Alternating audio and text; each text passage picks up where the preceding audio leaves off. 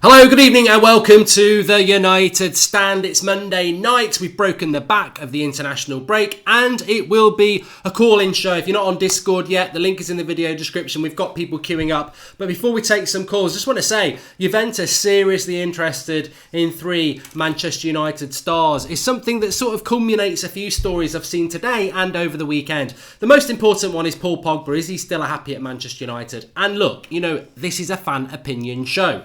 And speculation is what life is all about, especially football, transfers, people and how they get on with their manager, how they get on with their players, what's really going on at a club. Most of it is speculation because the truth cannot come out. Paul Pogba cannot come out and say, I want to leave Manchester United as soon as possible because his value in the transfer market drops. His contract probably says that he can't do that, and that is why speculation is there.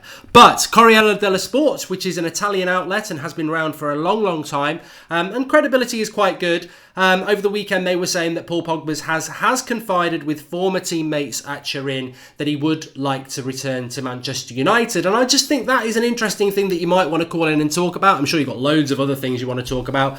But Paul Pogba, is he happy at Manchester United? And I think, you know what? I think Paul Pogba was very unhappy up until about a month ago. I think he's found some professional level with Jose Mourinho. I don't think they're ever going to be best friends, but you never can say never. And I think Paul Pogba, much the same as David De Gea, who is being linked to Juventus, would look at the United situation and go, I'm in my mid-20s. I've won a World Cup with my national team.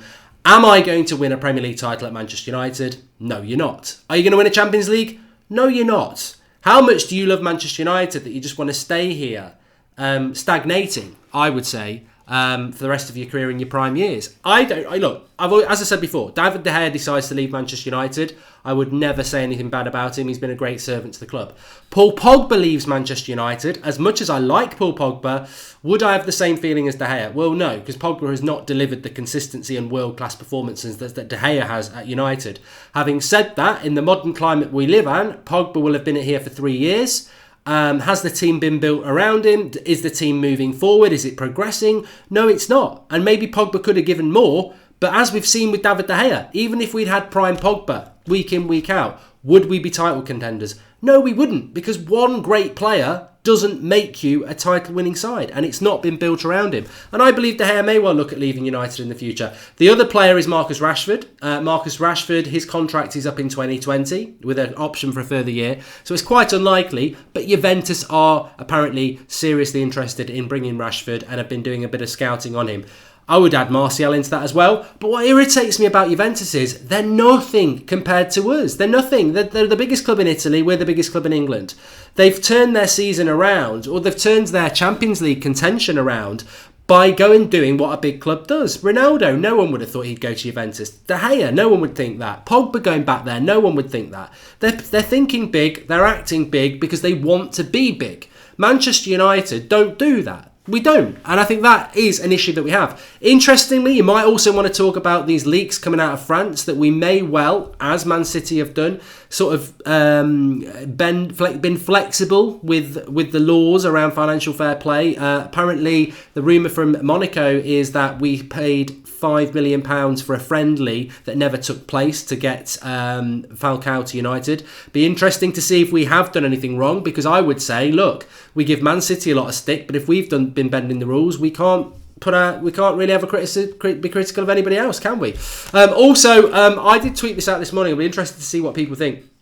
We've got a situation at Manchester United where our next 9 Premier League games, I personally believe we've got to win 8. The toughest fixtures we've got and our next Premier League games, which encompass Cardiff away, Newcastle away, Southampton away. I mean, they're not tough games. They're not. I mean, we might make them tough, but Man City, Chelsea, Spurs, Liverpool and Arsenal are going to beat Cardiff, Newcastle and Southampton away. We've got Fulham at home, Huddersfield at home, Bournemouth at home, Crystal Palace at home. We've got somebody else at home as well.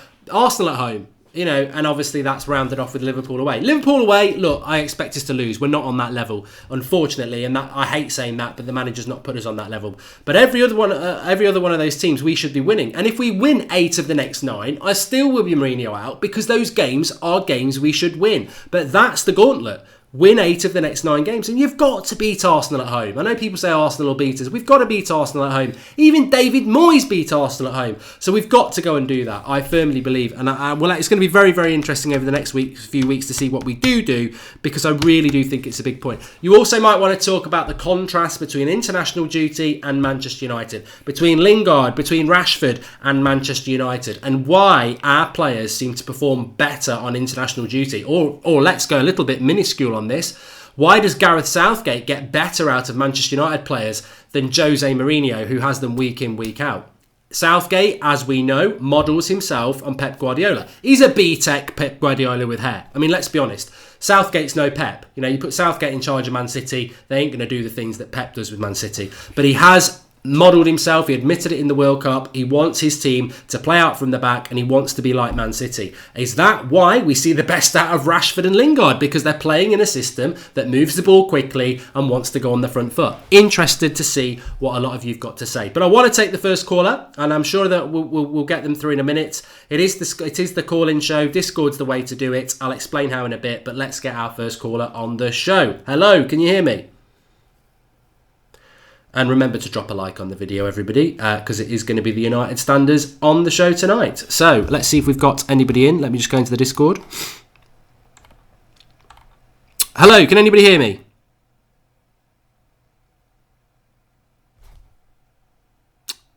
Hello.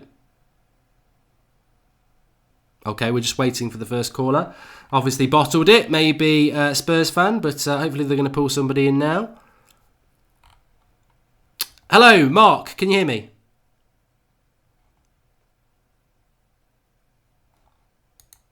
Hello. Right, this is interesting. We've never had this problem before. We're not getting any of our callers coming through. Hello, can you hear me? Yes, hello, I can hear you. Good. Yeah, I'm not too bad. What do you want to talk about, pal? Mark, you're right. Yeah, what do you want to talk about? Can you hear me? Yep, can hear you perfectly.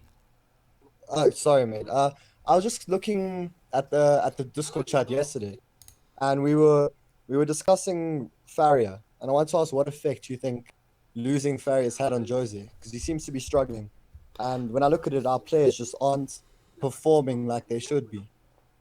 Well, it's your call, mate. I don't want to dictate it with my opinion. I mean, you raise a very, very good point. I mean, do you think there's any difference to Manchester United this season over last season, and Faria is a reason for that? Yeah, I mean, to me, Jose just battles to. I mean, I've seen this is pretty much the same defense as last season. We've had a few changes, obviously Lindelof coming into the starting lineup, but the defense just does not know what they're doing, and I feel like that might be due to Faria. And then also when I look at the group in the midfield, there's no movement. When Pogba gets on the ball, when Herrera gets on the ball, and they look up, there are no options. And it just seems like our players aren't aware of where they should be running. They're not aware of the angles and all of that. And I feel like that might be because Jose isn't 100% sure what he's doing. And that worries me. I think it's a great point. And there's a lot of people in the live comments doing that. And this is why we like to take these calls, because you're going to get different people's views.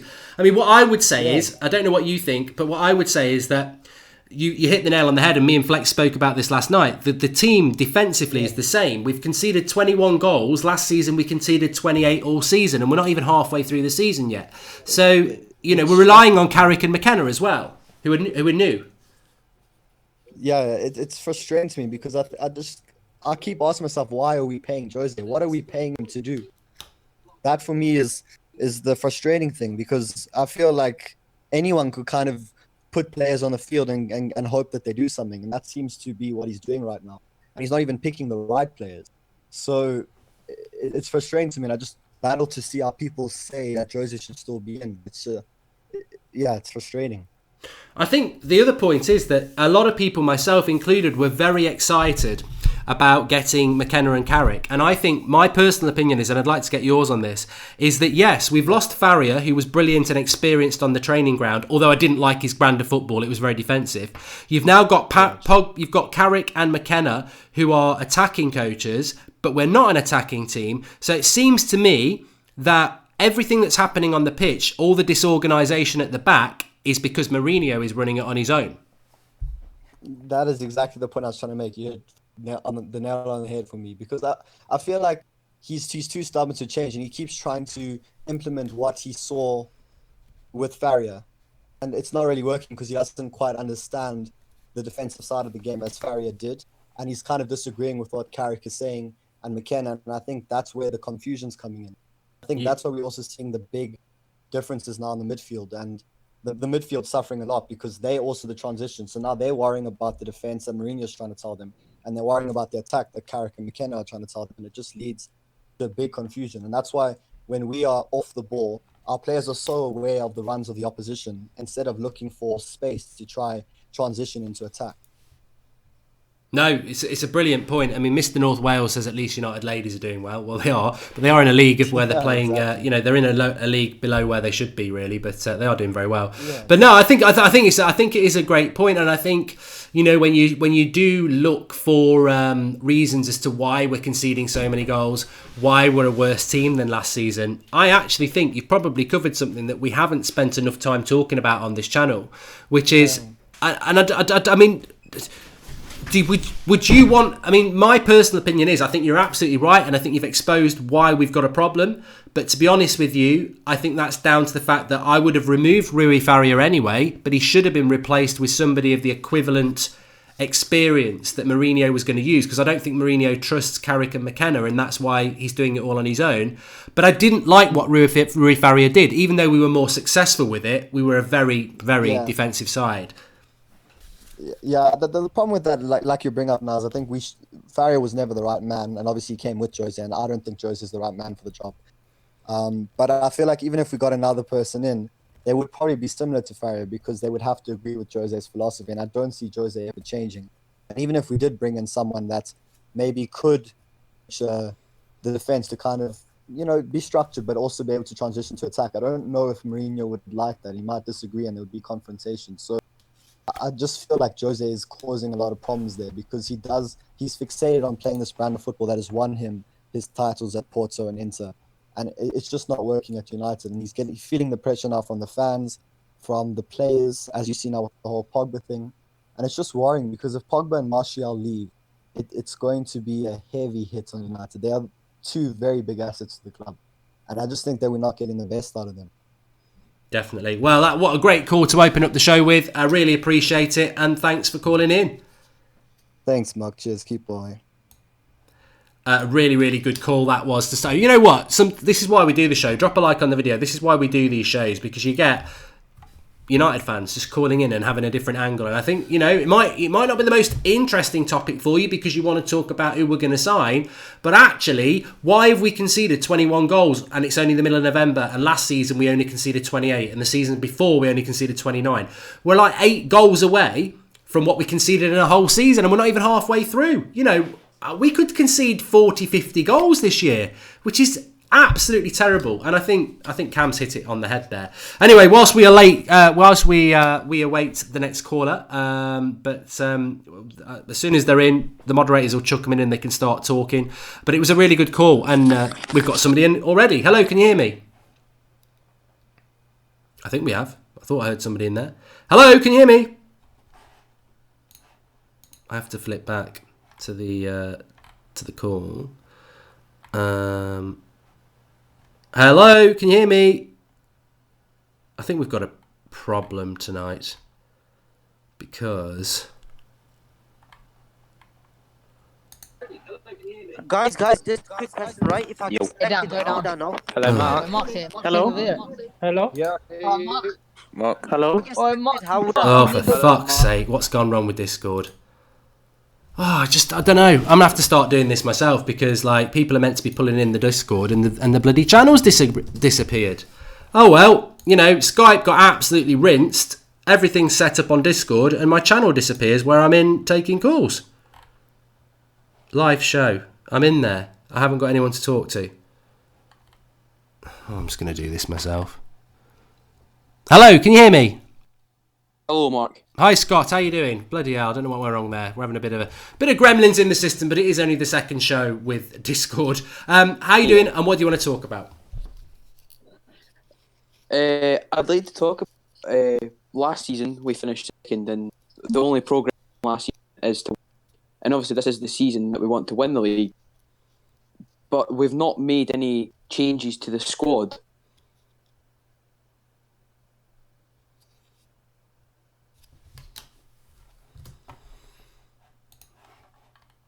I'm starting to think that maybe Discord is not the thing we need it to be. Hello, Andy, can you hear me?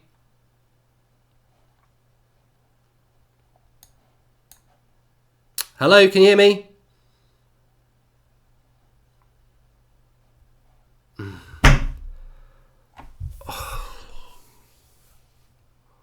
I'm sorry about this, everybody who's watching live, but realistically, this shouldn't be happening. There's no point throwing Scott back in for me because he keeps breaking up. To the moderators, don't chuck people in who are breaking up on the call. There's no point. It broke up.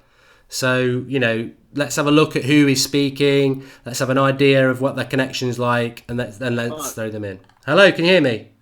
No, it's Paul. I'm just jumping in to see if the connection's okay. Yeah, yours is absolutely fine, mate. I think it's just the people who are being thrown through. They're either not talking up or they're having a bad connection, but it seems to be not running I just well. did it for a test just to see if everything's all right. So Yes, it's absolutely. Have you got anything good you want to talk about, Paul? Whilst you're in here. not really, mate. No, I think I went over it the other day, but yeah, I was waiting for someone else to jump in and see if they were going to talk about something special. Well, I don't know. Well, the topic that came up between me and Jared when we were chatting on Twitter was who is responsible for the signing of players over the last 7 years. Who are responsible for it? Because over the last 7 years, if you look at our track record of signings, it is abysmal. Are you still there? Yeah. Yeah. It's Maybe okay. things aren't working so well. No, it was fine. I just think you'd ended, and I thought you'd gone. No, I think you're right. I think the signings are really bad, and I personally, I don't buy into this. Woodward wanted Fred.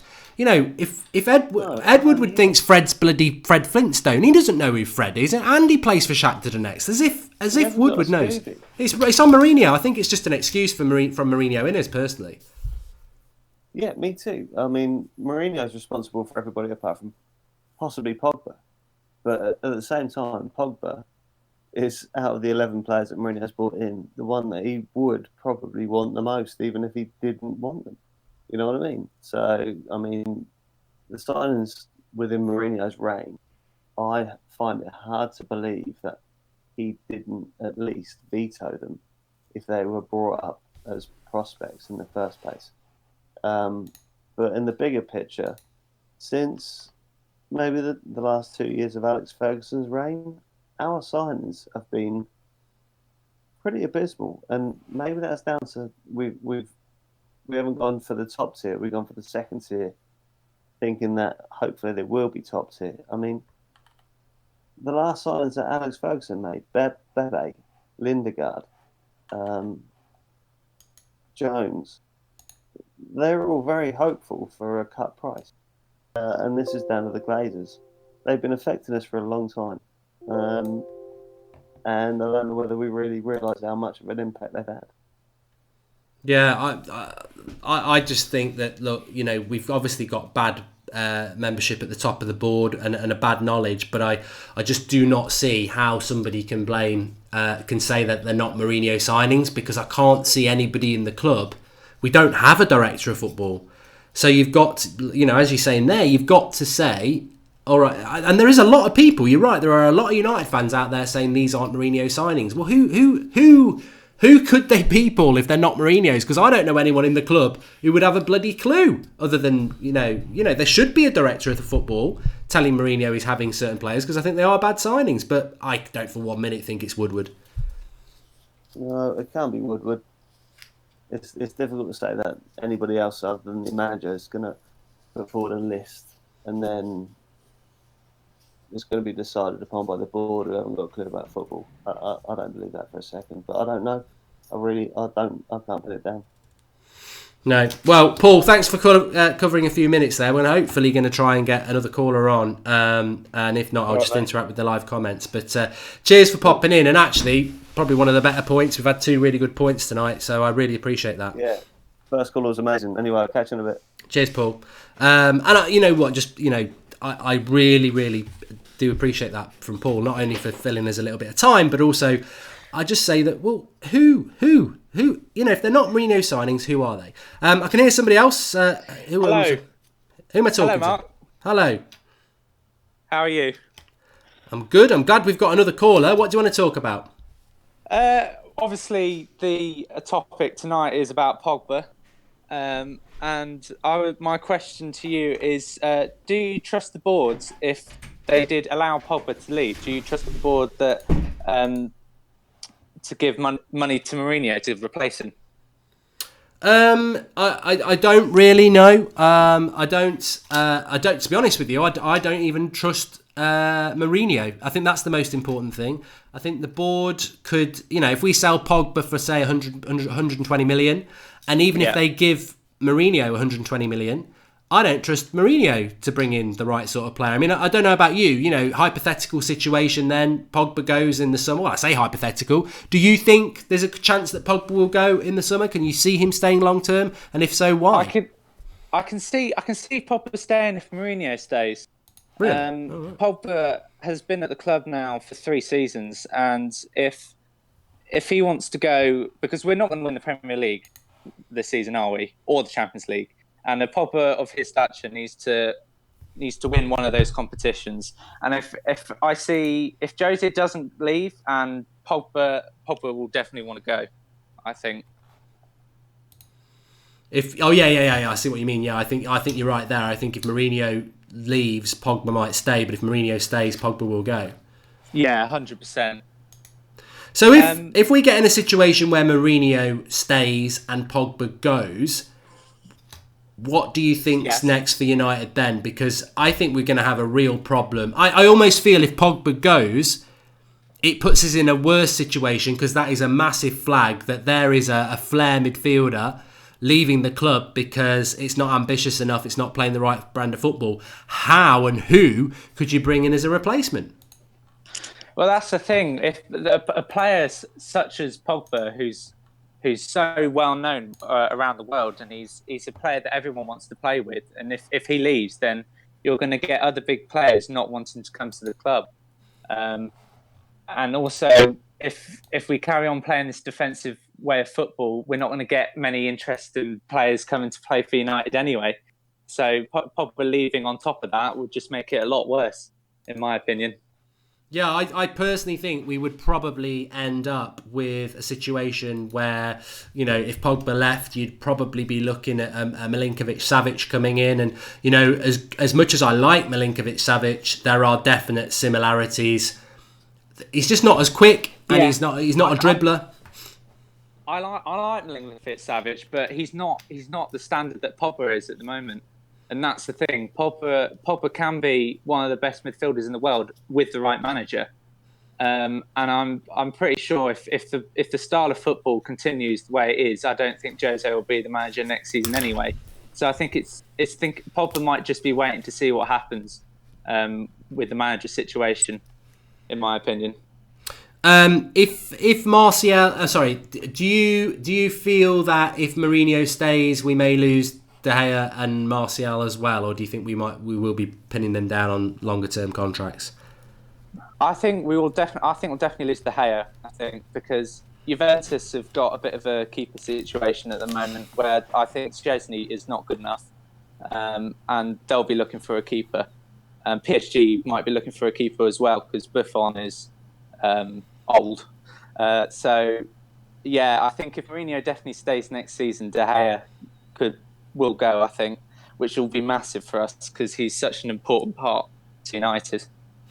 I think Martial, go on. Martial has to stay, but I think he'll be in a similar situation as well. I think he'll definitely go elsewhere, probably to the Italian league, to one of the Milan clubs or something like that. I do think that the situation with Juventus is that they'll win Serie A with Szczesny, no problem. But it's the Champions League where they're going to need a top class keeper. And we saw it. I thought he was possibly at fault for both of the goals that maybe not the free kick, but certainly the winner we got, whether it was lucky or not, he could have done a lot better. But what I wanted to say is, though... that's why they brought Ronaldo in, isn't it? They brought Ronaldo in to win the Champions League. They haven't brought Ronaldo in to win the Serie A for another time in however many times they've won it in a row. That's what they've done it for. So I can definitely see De Gea going to Juventus.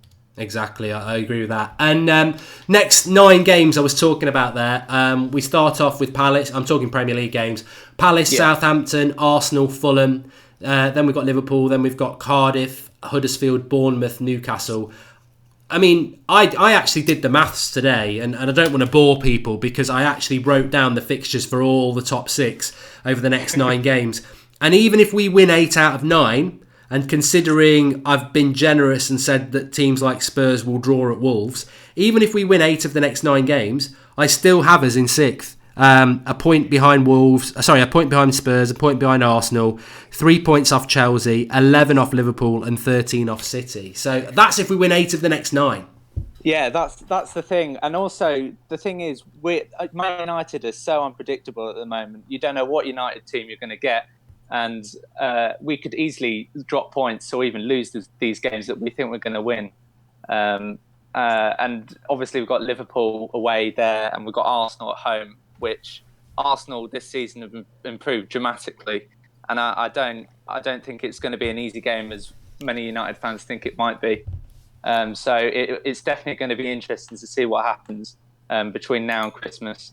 I'm Mourinho out. I think.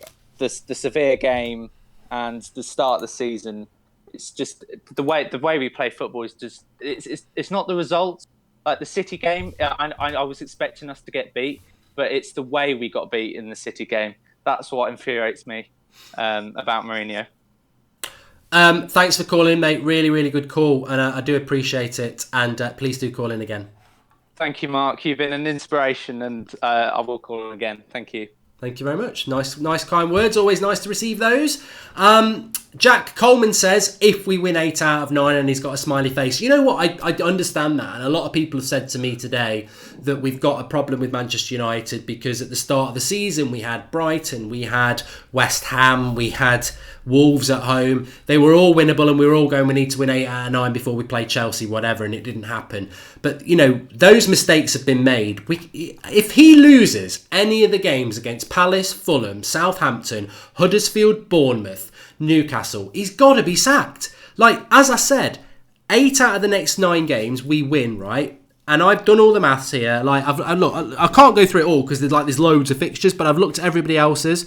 So, like, I've said that Spurs will draw with Chelsea, they'll lose to Arsenal, they'll beat Southampton, they'll beat Leicester, they'll beat Burnley, they'll draw with Everton, they'll draw with Wolves. And, like, we're still a point behind them. So, you know, even if we win 8 out of 9, we're not going to be in the top 4 anyway, like Mourinho says. So we've got to win 8 out of the next 9 games, or we're going to be even further away from top 4. We've got to do it. And I personally, the money we've got, the money we spend, the players we've got, how do you lose at home to Palace? How do you lose any of these games? Home to Palace, home to Fulham, home to Huddersfield, home to Bournemouth, away to Cardiff, away to Southampton, away to Newcastle. How do you do that? You know, Man City turn up with a 5-a-side team and beat them. So we've got to do that. And even if we do that, I don't believe we should be Mourinho in unless he plays vintage football with the team we want. Anyway, hopefully we might have another caller coming in. Is anybody in the chat? Let's have a look. Hey, Mark. Hi, how you doing? Is it Bobby? Hey, Mark. Hey, how you doing, Mark? I'm good, thanks. Foremost, let me just say thank you for giving it a platform for us as United from fans from all over the world to connect with each other. It's awesome, man, since you installed Discord. You've been communicating a lot, and we must say thank you to you. Thank you very much. What do you want to talk about? Yeah, what I want to talk about is the signing that we have made since Mourinho came in, and the signing that Pep had made since he took over for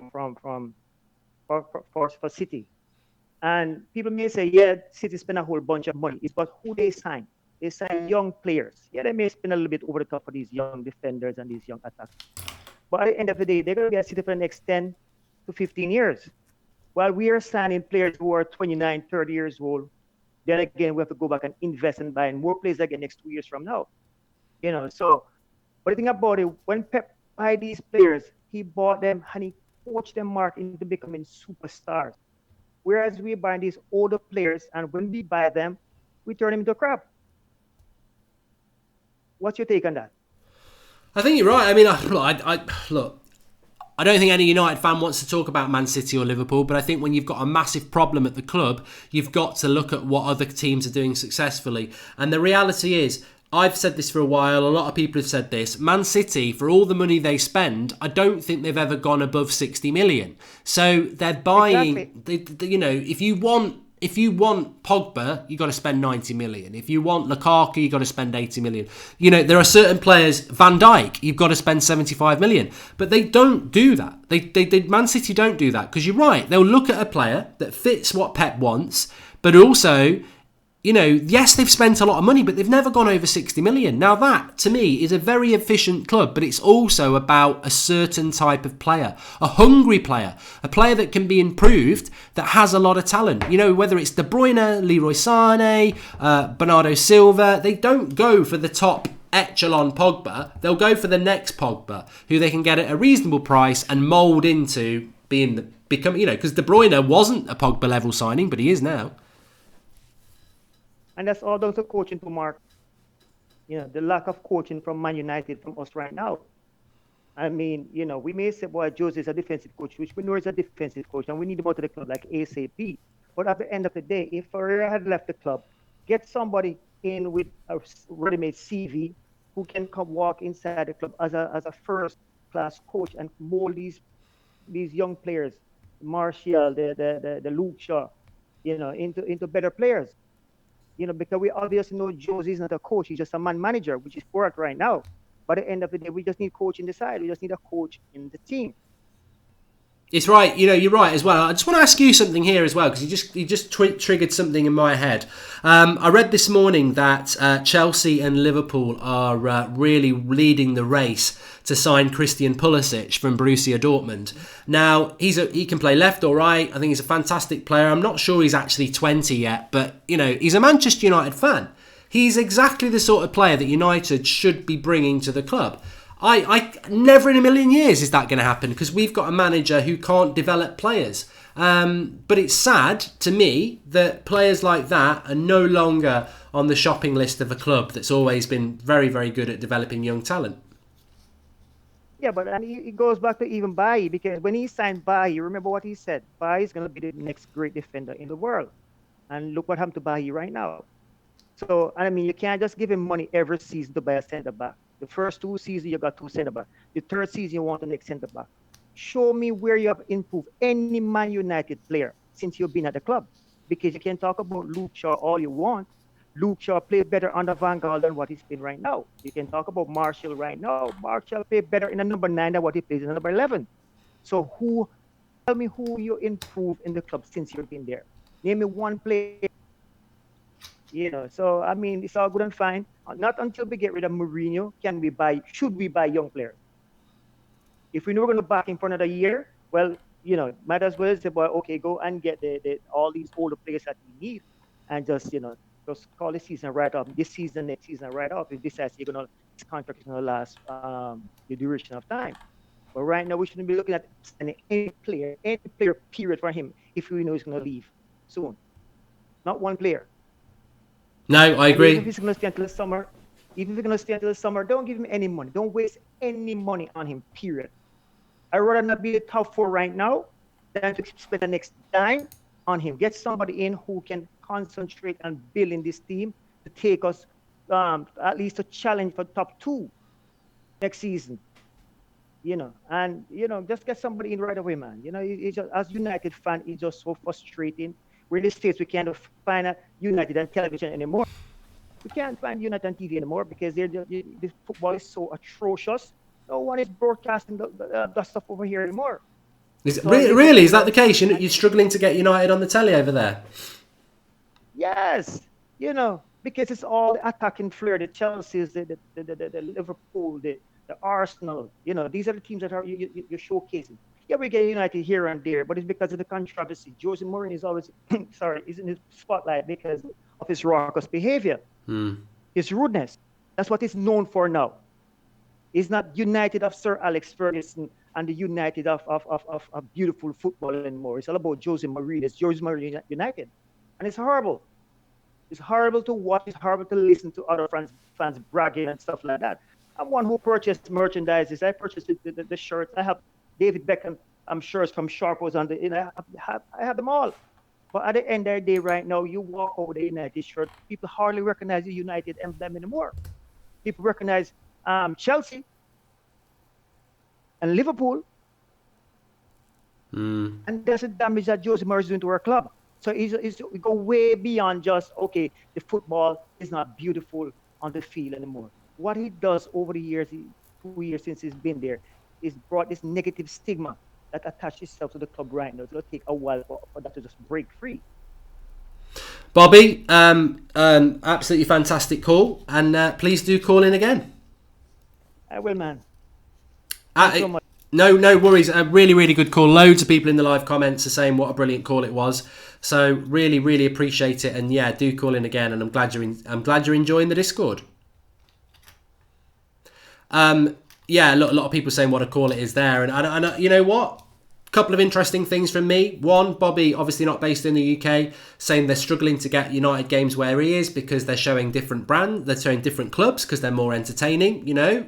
We're watching United because we're loyal United fans. But as a promoting brand, nobody's interested. You know, new fans aren't going to be supporting United because we're boring.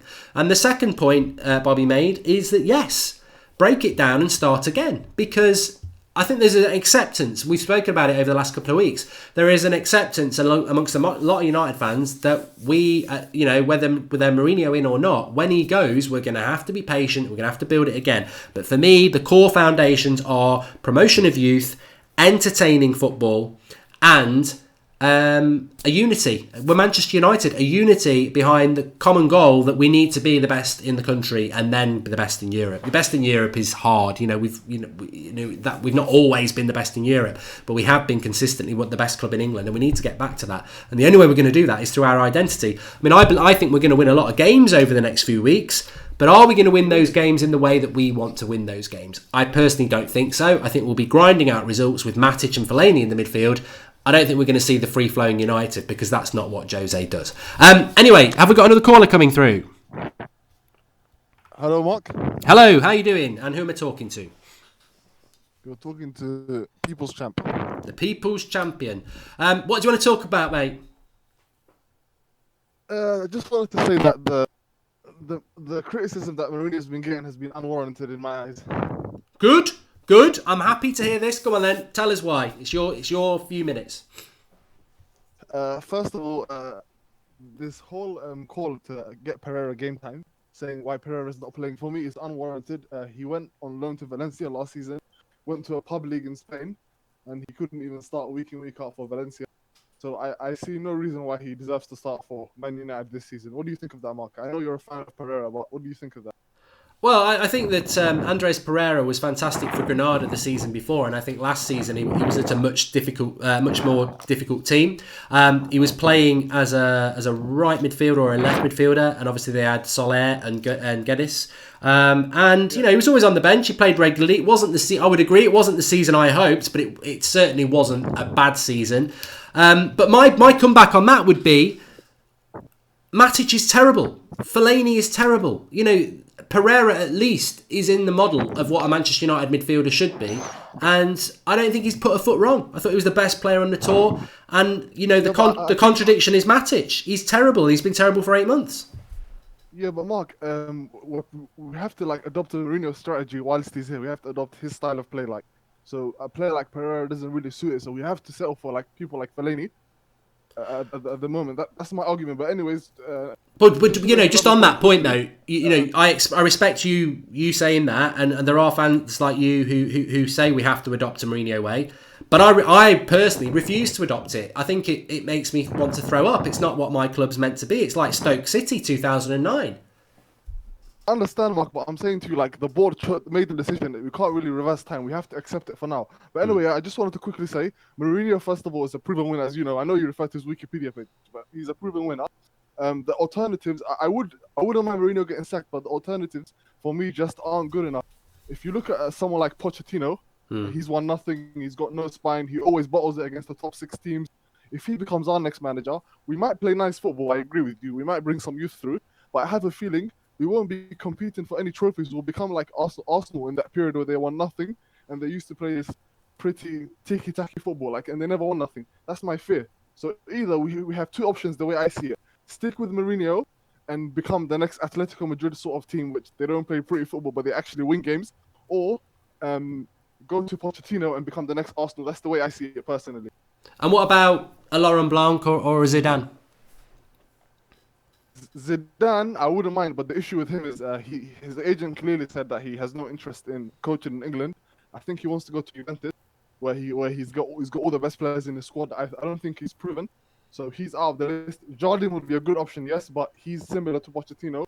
Even though, to be fair, I have to give him credit because he actually beat PSG in the French league with Monaco, so he's probably the best candidate if Mourinho left. I think you know what? I think the great point that you raise here is something that I mentioned a few days ago, is that when Mourinho is sacked, when we got Mourinho, talking about the Wikipedia page and his history, I was convinced I was convinced we were going to win the Premier League because that's what he does, and he still might do it. But when Mourinho goes, I agree with you. I've already accepted this. I will never say again this manager's going to win us the title, because I think we're in you know, how can you say Pochettino's going to deliver a title? How can you say Zidane's going to do it? They don't have that Mourinho's got. But I would rather that than Mourinho, to be honest. Sorry to interrupt. I just want to quickly say, one interesting fact I'd like to make is that since Guardiola has been coaching professional football, he's only lost the league 2 seasons out of the seasons he's been coaching, and the only 2 managers who've beaten him in the league campaign are Conte and Mourinho. So that's an interesting fact. Those 2 are the only managers who can, I believe, that can get you quick short-term success if you want to go that way. But if you do want to go the other way, which you're resigned to not winning any trophies, then I think the best way for us was Pochettino.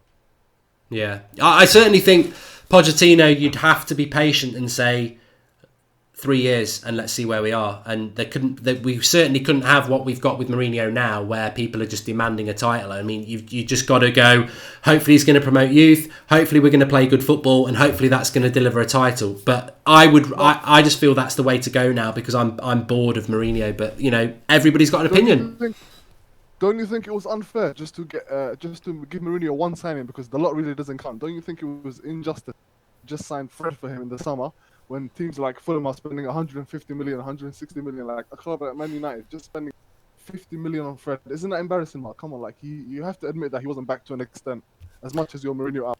Well, you know, I was Mourinho in, and I stuck up with Mourinho for 2 years, and, you know, I'm not going to be a hypocrite. I said, you know, forget this summer. Last summer, I said it's disgusting he didn't get Perisic. So my eyes are wide open that the board are an issue, but I think I'd replace both, but that's not going to happen. But I do believe that the manager just doesn't suit Manchester. I like Mourinho, I like him, but as Manchester United manager, for me, I've just had enough of it. But, you know, you do raise a lot of good points, you do, and you know, he should have had more money in the summer. Do you think someone, let's say for instance here, Pep went to United, came to United, and Mourinho went to City? Do you reckon would have the same players in the squad like Fellaini and Martial? Would we have the same players in the squad after 3 years of those 2 managers? No, I don't think we'd have the same play. I don't think Fellaini would have been in the club for 3 minutes if Pep came in. And I know people know I don't like Fellaini, but Pep would bring in the players that are going to play his brand of football. You know, Matic wouldn't be here, Fellaini wouldn't be here, Jones wouldn't be here, Smalling wouldn't be here. He would have, you know, Lukaku would be nowhere near here. You know, we've got totally different players to what Pep's got. But anyway, I better get another caller on. But I really appreciate it. Really enjoyed that chat, because yeah, we've got different ideas. But you know, I do respect what you're saying, and it's interesting. So I really appreciate you calling in, and please do call in again. Thank you, Mark. And, you know, I embrace those sort of calls more than anything, because, you know, somebody comes on and they've got a similar opinion to me. Obviously, it's good. But when somebody's got a different opinion, I think, you know, well, that's their opinion. And, you know, I have said that Mourinho's had nearly £400 million, and he should have done better with that £400 million. Should he have had more money in the summer? I think he probably should have done. He definitely should have got Perisic the summer before. That one really annoyed me. But my concern from the summer that's just gone is that we pretty much know he wanted Jerome Boateng. And if you're telling me, do I wish we'd got Boateng? I'd rather keep the money in the bank and earn the interest, to be honest. So, you know, it's one of those, isn't it? But yeah, if we got Pep Guardiola at Manchester United, I don't know whether he'd be as successful as he has been at Man City, but you're telling me Antonio Valencia, who can't cross a ball, Jones, Smalling, Fellaini, you know, they're gone. They're history. Get out. Ashley Young, you're gone. You know, these players would not be at the club. I think Pogba would survive. Herrera, Mata would survive. Pereira would have been developed. I think Fred maybe would have come to the club. Lukaku, forget about it. You know, and we probably would have brought in the likes of Bernardo Silva, you know, Akante, someone like that. You know, that's what he would have done. And his forward would have been somebody with a little bit of flair, who's very good on the ball. That's what he would have done. So, you know, ifs, buts and maybes. But hopefully we'll get another caller coming through. Let me just have just a quick check, see if we've got anybody. Oh, Andy, can you hear me? Hi, Mark, you're right. I'm good, thanks. You? Can you hear me? Yeah, perfect, mate. I think mine just breaks up a little bit at times. But yeah, fly ahead. What do you want to talk about? Just wanted to weigh in sort of with the theme of the show, really, this sort of Paul Pogba debate, whether he might end up leaving. To be honest, I think probably he does want to leave, but I don't think this board are going to let him. No way. He's our biggest commercial asset. And we're in a situation now where if the board have to choose between him and Mourinho, they just because he is our biggest commercial asset.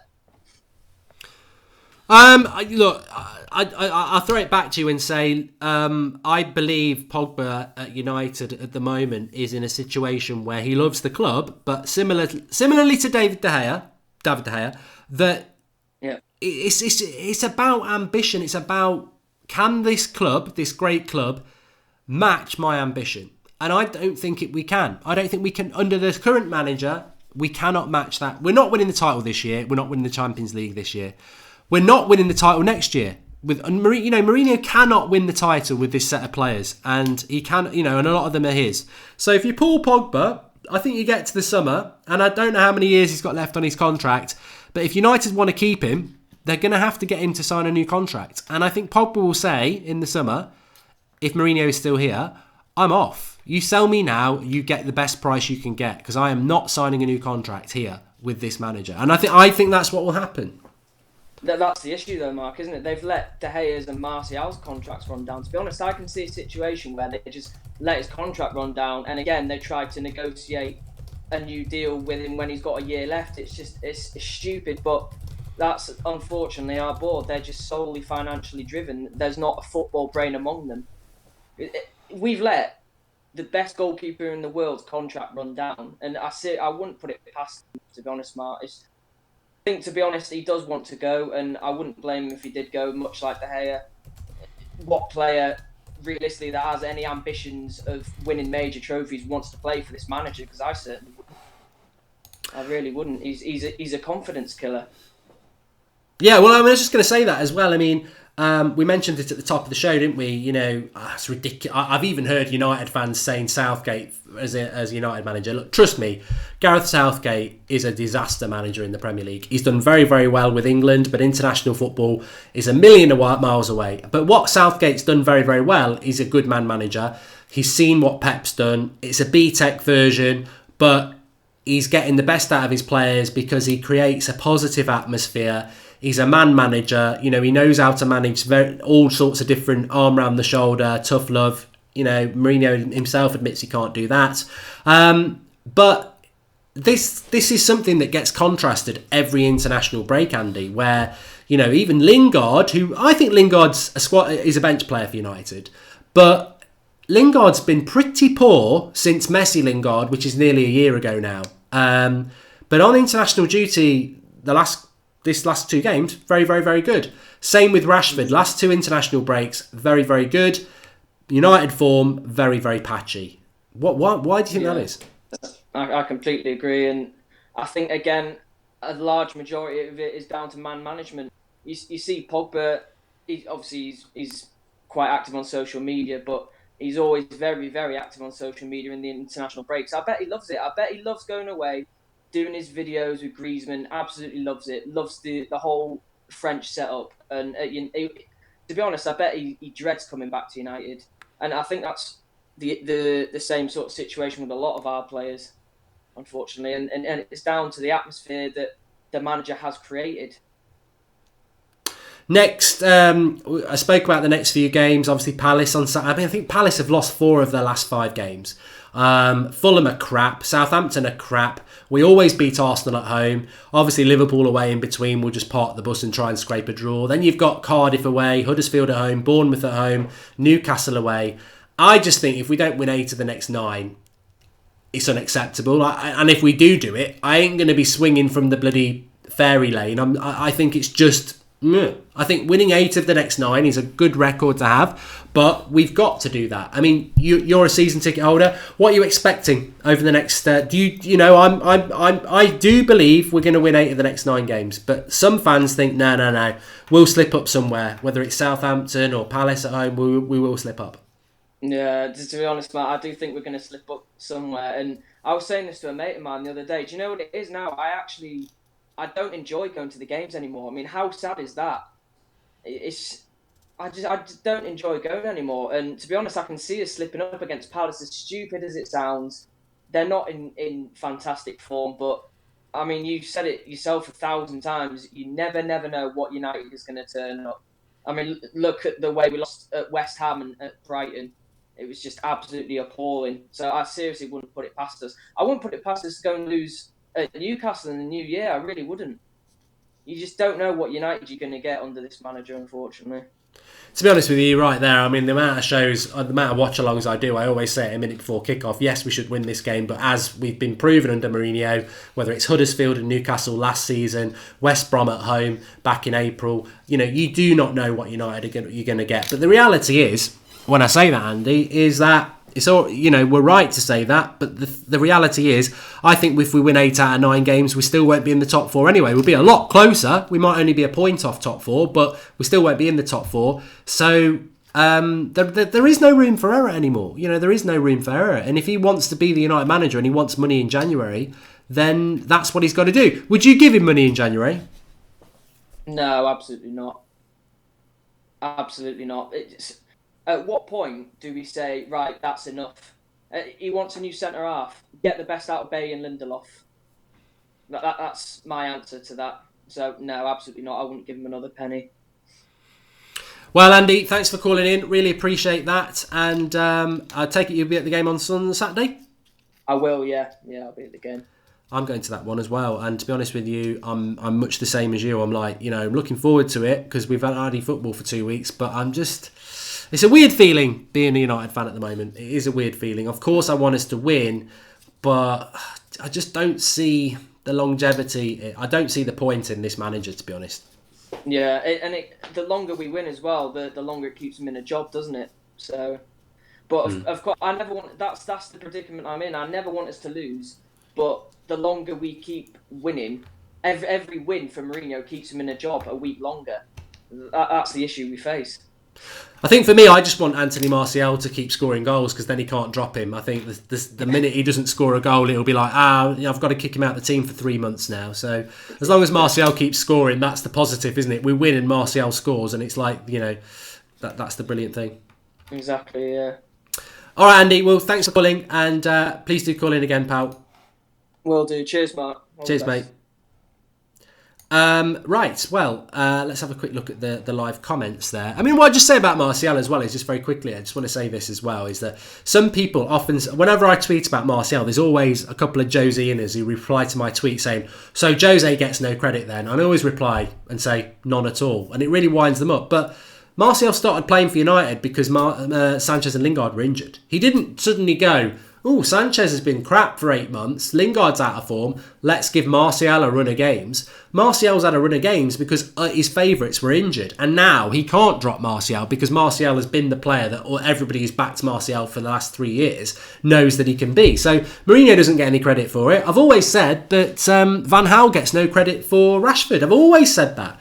Because, all right, it happened on his watch. But the reality is that when it comes down to what happened with Rashford, you know, we had Will Keane playing up front before Rashford was given a chance. Rashford was basically the bottom of the barrel with Van Gaal. He had nobody else to play. It was the tea lady next. So, you know, he stumbled on it. And it's the same things happened with Jose. And I really, really, really do stand by on that. I think the treatment of Martial by Mourinho has been unforgivable, and whether it turns it around or not. Just want to read some super chats out. Joshua Tuning says we can get Kingsley Coman as a replacement. Yeah, why would he want to come to United? But I'd welcome him. Raj Dalokia says Sanchez was one of the best players in the league for 3 years at Arsenal. It's a shame that he's another attacking player who fails to adjust to Jose's system. On his day alone, he can win his games. He is indeed world class. The worrying thing about Sanchez, Raj, and I would say this, and it doesn't help Mourinho either way because he should have realised this. I personally don't think Sanchez is as much a victim of our system as maybe a Martial, a Rashford or a Lingard. I think Sanchez is finished. I think Sanchez is on the decline. The rumours from the training ground is that a lot of United players just don't get it with Sanchez. He doesn't do worldies in training. He's just not as good as people make out. And last season at Arsenal, the same problem was occurring. That in the last few months of his Arsenal reign, he was on the decline. I think we bought a dud with Sanchez. I think there'll be glimpses of brilliance, but I don't think we'll ever get that consistency you talk about over the, you know, where he was brilliant week in, week out. Chris Joseph says, how can I call in? I'll explain that in a minute. Dylan Walsh, I would love Verratti in our midfield. He's very good. I do not think Verratti would come anywhere near United. Mino Raiola client as well. And Mr. North Wales says, at least United later. Yeah, we read that one already, didn't we? So, Chris Joseph says, how do I call in on the Discord? Well, apologies for the start of the show. I must just say that. It's nobody's fault. It's just... This is only our second show using Discord. For anybody who's saying bring back Skype, you don't know what you're talking about. Skype was dead to the United stand because it cannot handle the volume of callers we were getting in. It was crashing all the time. Discord doesn't crash. It's just we're adjusting how we pull callers in. The link is in the video description for Discord. Let me just make sure that it is still working. It is. So that's your invite link. You can only get onto the United Stand Discord page if you use the invite link, right? Okay, so let me go to, this is the United Stand Discord. Let me just have a look. Let's go to the announcement. So once you're in there, you won't have all these messages I've got. You'll have United Stand, which you click on the United Stand. Down the left-hand side, you've got your general chat, where you can just chat away with people about what's going on. As you can see, general 1, 2 and 3. So find your chat, go in there and get involved. Mourinho debate, United latest news, transfers. That's all typing away. Hi, I'm Mark. You see, I've just done that. That's fine. And then you've got your rivals chats, you've got your bets, you've got your Xbox gaming if you want. That's moderator stuff, you don't need that. And then down here you've got your voice channels. So you've got the live show call-in queue, which is where everyone's waiting to come into the show. But then when we're not live, you've got United Voice Chat 1, you've got United Voice Chat 2, 3 and 4. And if I just click on United Voice Chat 1, you can hear all people having a good old chat about what's going on. So that's how it works, and that is interesting because that is 100%. That is what was I going to say? That is 24/7. 24/7, people will be chatting away about United. Every time I go in and listen, and you can get involved with the chat by turning your mic on, or you can mute your mic and just listen to loads of people talking as well. So Discord, very easy to get used to. A week ago I didn't have a bloody clue how it works. Now I do. It's brilliant. If you're new to it, you're not going to know what it's all about, but just get involved. And what happens is when we do the shows on a Monday night, and we'll do Thursday night tonight as this week as well, you go into it and you just get in the queue for the live show and you wait. And if you get pulled in, you'll be live on the show. But you need to have a play around with it. Best way to do is just go and have a play with it and get used to it yourself. But it is fantastic, and the great thing is there's people chatting about United 24/7. You can get up at 3 a.m, go into one of the voice chats and just listen to people or get involved. There's loads going on, and it's very, very new. It's very new and it's very young. And as Chewy says, Discord is awesome, and Chewy, I've seen you chatting away as well. So please do smash a like button on the video tonight. I know we had a few teething problems, but look, we will never ever stop. We will never stop trying to do these sort of things for you because it's very important. That's what the United Stand is. It's a community for everyone to get involved in, and every voice counts. We've had a Mourinho winner. We've had a Rui Faria. We know, has that been an issue? Brilliant call. I think it has. What's your Xbox gamer tag? Says Joshua Tuning. I don't have an Xbox. Bobby from Jamaica, brilliant. United need to start and build again. Really good point. And Paul's point as well, which was off the cuff, but, all these United fans who say that Fred and Bailly and Pogba aren't Mourinho signings, whose are they then? Don't be an idiot and say they're Ed Woodward signings. As I said, Ed Woodward knows footballers from bloody going on the BBC website. He doesn't know anything. Shakhtar Donetsk. He probably thinks it's a holiday destination or a yacht. He wouldn't know who Fred was. These are Mourinho signings because there's nobody else in that club who's got football knowledge. We haven't got a director of football. Ed Woodward doesn't know anything about football. So no, it's not. Pogba isn't Ed Woodward signing. Fred isn't Ed Woodward signing. They're Mourinho's. Stop making excuses. Okay. The Discord link is in the video description. We've got Flex and Rants tomorrow at 1 o'clock. I'm back at 8 o'clock. Loads of things this week. We'll have another Discord show as well. It's going to be the more we do it, the easier it's going to be So loads to discuss. And I'll speak to you all soon. But please do drop a like on the video on your way out, because these shows are more important than the shows I do that you support, because it's all you lot calling in. Thanks for watching. I need a drink of water.